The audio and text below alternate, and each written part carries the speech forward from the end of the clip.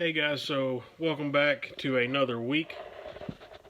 This last week, your assignment was to read a article over drone use in China with the COVID-19 stuff going on, and you were supposed to figure out a type of drone or accessories you would need that would go along with supporting that mission of social distancing and spreading the word, so to speak.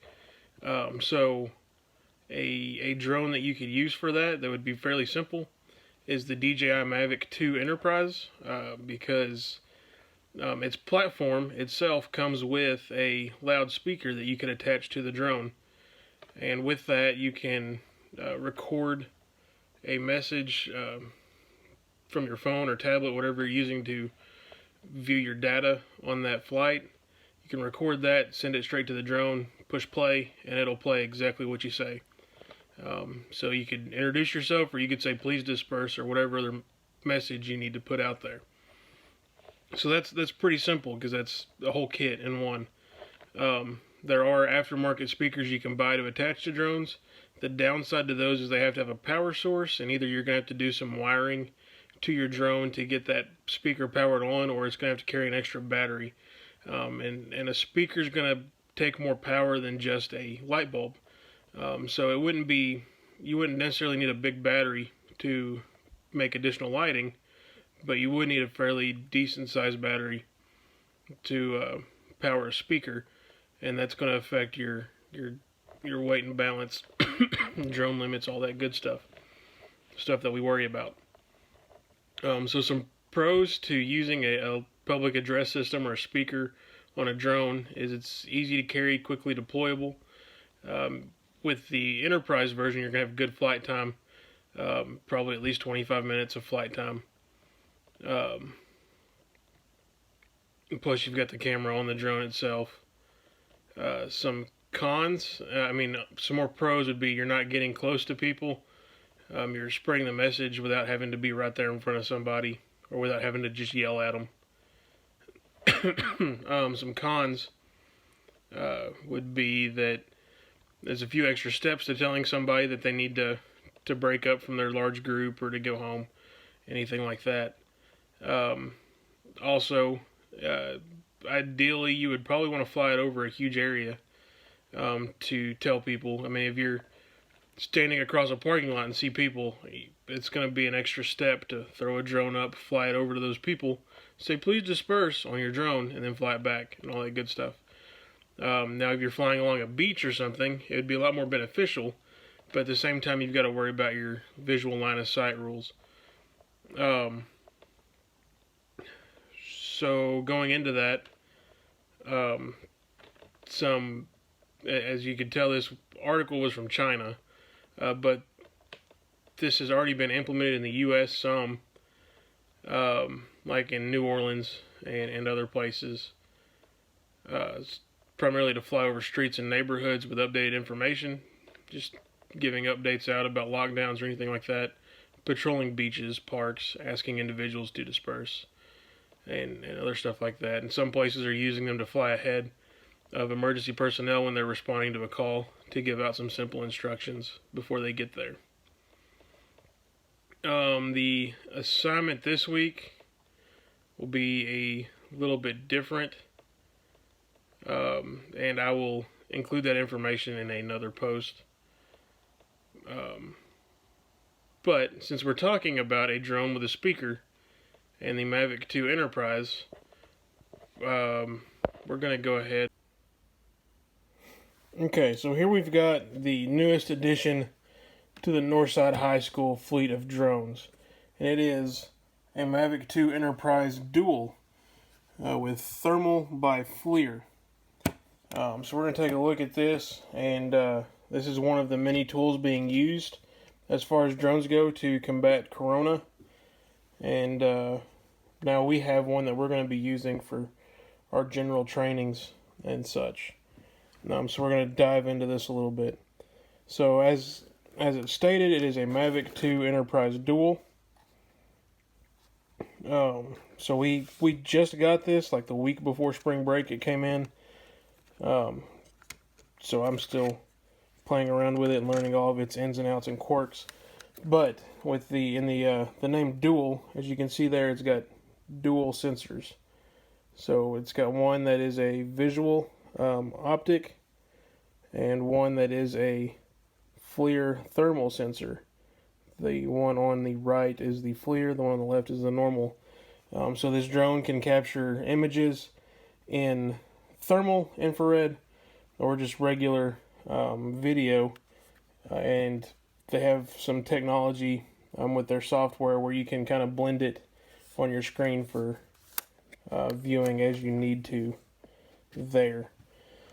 So some of the perks with the Enterprise Dual, if you've got the visual and thermal imagery, integrated radiometric FLIR thermal sensor, adjustable parameters for emissivity and reflectivity, and multiple display modes, which is where you've got the blended views and stuff like that. So we're going to dive into this a little bit more. So this is pretty neat. I'm super excited to have this. Of course, y'all know I geek out over drones because I am the drone teacher. So it's kind of my job to geek out over drones.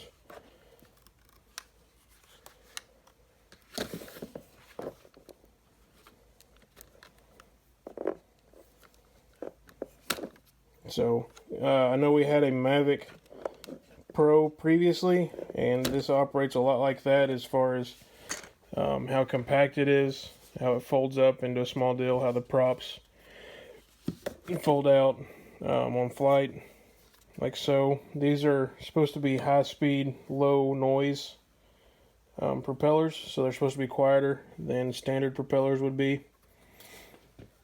I'm just taking a quick look around. You can see there's these cameras here, on the back, on the bottom. What those cameras, they're sensors. So they're basically your obstacle avoidance sensors. So they're actual cameras that are actually seeing images, but that's being processed into obstacles and distances, making sure that you're not getting too close to a tree when you're out flying, stuff like that. Kind of like the Telos have on the bottom. They've got the sensor on the bottom for landing and some stabilization if you're flying indoors as well. So let's see, what else can I tell you about this thing? There's all sorts of cool stuff. We talked about the thermal a little bit. One thing to note about thermal is typically you can't see through windows or surfaces with thermal. I mean, if you can tell differences in heat. So if you're looking at the outside of a building, you can tell the general temperature that building is putting off. And if there's a fire inside the building, you'll be able to tell that the inside of that building is hotter because of the heat signature on the outside of the building. So this drone also uses GPS timestamping to record the time and date that the images are taken, so you can leverage data for industry level applications where accuracy is essential and timing is crucial. A few extra things this has is a thing called OcuSync, which is a dual frequency band switching software that ensures a more reliable and stable flight and enhanced video transmission up to 8 kilometers, which is going to be over 3 miles, and that's 1080p video. So you'll still be getting good video quality for more than 3 miles of flight distance away from you. Of course, it's got a good gimbal system that keeps the camera going. The general flight time is about 31 minutes, which is pretty good at a decent speed.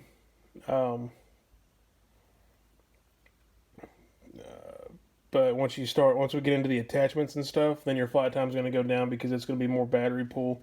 We're going to look at probably a general 25-minute flight time if we have attachments on it with the attachments on. And it has 24 gigabytes of internal memory, which is nice because, like with the Phantom 4, we're forgetting the SD card quite a bit. So this will help with that because it's got internal memory storage.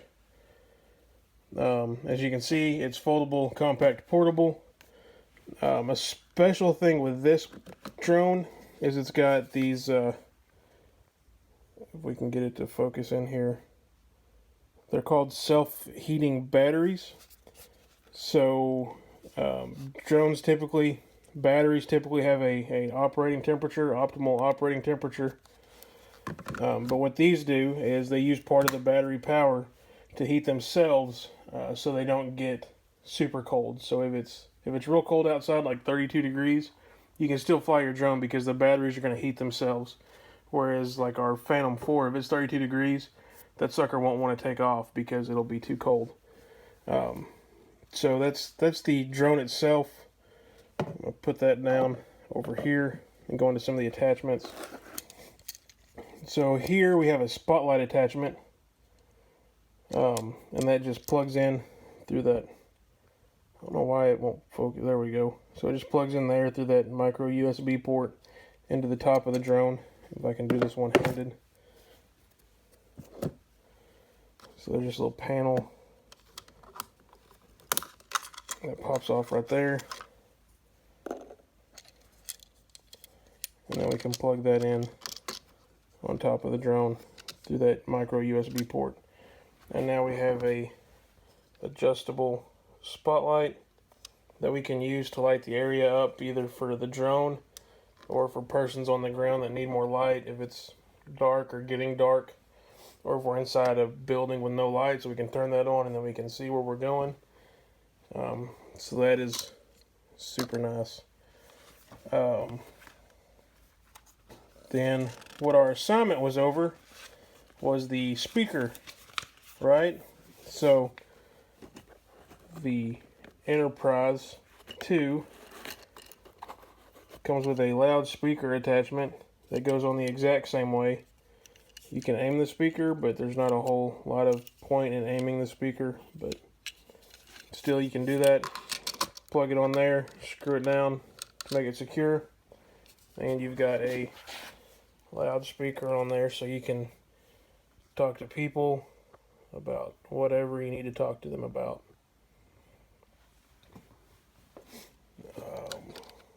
Okay, and then the third piece of equipment that comes with this that's kind of unique, if I can get this to come off, there we go, is the the strobe light that's in here right there. Just a LED strobe light, and it goes on in the same fashion. I just slap it on top of there. Now, what would the strobe light be good for? As many of y'all should remember from our 107 studies, in order to fly a drone at night, you'll have to have an anti-collision light. And that LED light strobes at, what was it, 90 strobes a minute? I think it's 90 strobes a minute, and the strobe is visible for at least 3 statute miles, which meets our requirements for anti-collision lighting. So now we can throw this on there, and if we have a waiver, we are good to fly at night. We don't have to get any extra lights or anything like that. We're good to go. So that helps us out quite a bit. So that's the drone. Set this over there. Our controller is the same. We've got the antennas that flip up. For those of y'all that haven't seen our old Mavic, don't need that.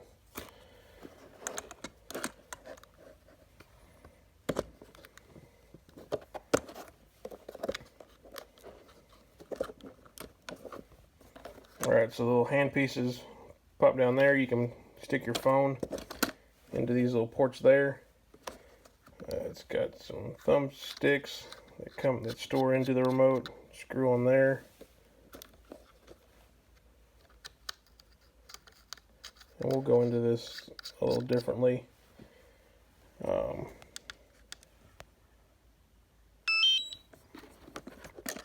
And you've got your control stick, and then this little plug over here plugs into your phone or your tablet, and that gives you your screen so you can tell what the picture is and all your info going on there. With this case, we can actually store it with the thumbsticks on, which is nice. So I'm going to leave those on for that. So we've got chargers, extra props. extra batteries, so we've got 31 minutes of flight time. That should be at least an hour and a half of flying, but we're going to be conservative, say 25 minutes. So we've still got a solid hour and 15 minutes of flying with our batteries, assuming we've got an attachment that we're running on the drone. So that kind of boils down our newest drone, our Enterprise 2 Dual. There's another Enterprise out that's a zoom. It has a zoom lens instead of a FLIR. But I thought it would be neat for us to have the FLIR that we could play around with and learn more about industry use. A few other things that I will mention is the drone has a software called DJI AirSense, and basically that detects manned aircraft that are in your area through an ADS-B system that's required on all manned aircraft after January 1st, 2020. So that gives you situational awareness of manned aircraft in your area.